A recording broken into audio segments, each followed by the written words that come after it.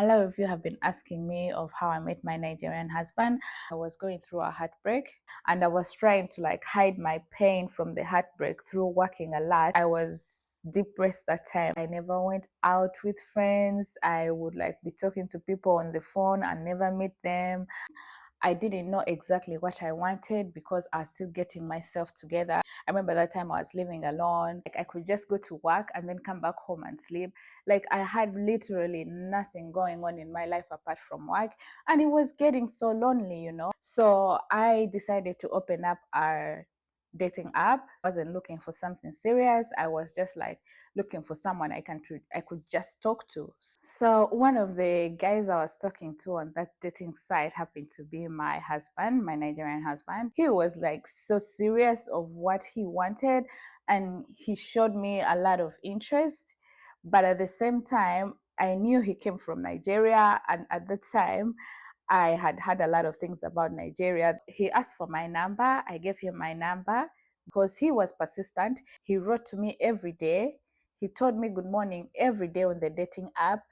Whether I was there or not, whether I replied or not, he was always writing good morning. He was always writing, how are you? How did your day go? How is everything? I could see him as a friend because of the way he was caring. I remember it was in December towards Christmas.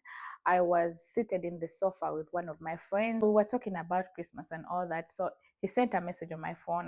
I told my friend about it. I'm like, I have this Nigerian that is writing to me. I met him on this app. Unfortunate enough, my friend had experience with Nigerians. She had dated a Nigerian guy before. She was like, just reply him. I've dated a Nigerian guy before. They are good. So I decided to reply him. He was like, do you have time to meet? Because I am ready to meet you whenever you're ready. So I gave him a date. And that date, I was supposed to travel to Stockholm to go and see my friend. When the date came, I packed my things, got ready, went to the train station. He actually called me when I was at this train station. He said, I hope you remember that we are going to meet because I'm driving to the station. I was like, oh, really? Which station are you driving to? He's like, you said we should meet at Marmosi. You know what I did?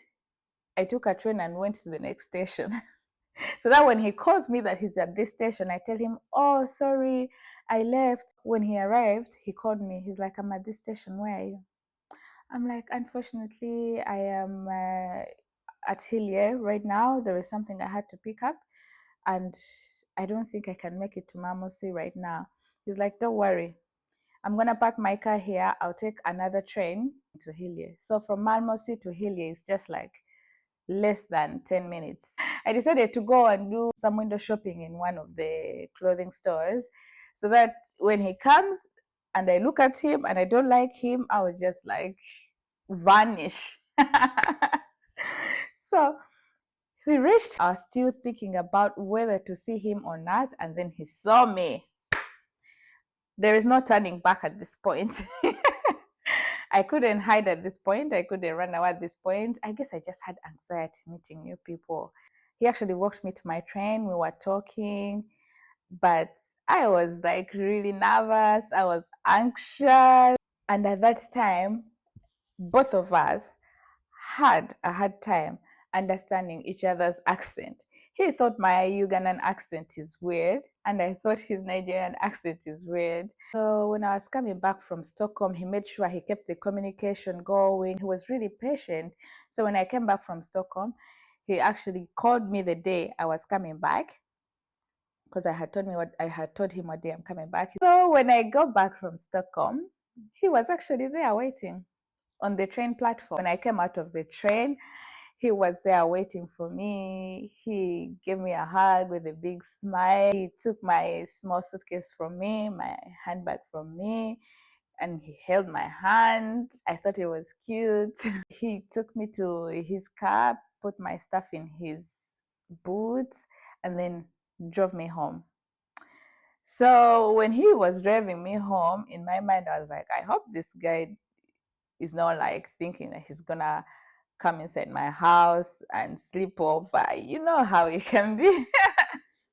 You know how guys can be sometimes. But no, when he reached me home, he parked outside where I was staying. He asked me if I needed help with my luggage. I actually told me no. I told him no, I don't need help with my luggage because I was avoiding that thing that was in my head. Then he was like, please give me a date where we can like have a proper date. So because he's been kind to me, I actually gave him a day that I wanted us to meet. If you want to know the dating stage, how it was, how everything started coming together, and how we got here, let me know so I can make another video. Thank you for listening, and I hope you guys learned something from my story. Have a nice day.